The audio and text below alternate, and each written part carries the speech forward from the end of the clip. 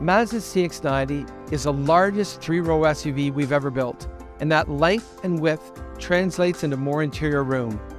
It offers seating for 7 or 8 occupants with flexible cargo space. As someone with 4 children, I personally appreciate the effort that's gone into crafting a spacious and comfortable interior. And that includes the third row in the back, something that can't be said for every crossover vehicle in the segment. The GT model featured here has seating for 7 with captain's chairs in the second row.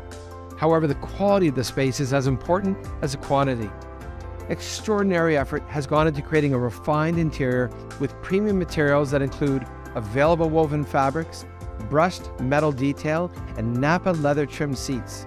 The materials and forms in the interior of the CX-90 contribute to an upscale environment that is extraordinarily quiet and comfortable. The interior has also been created to be functional and intuitive to use.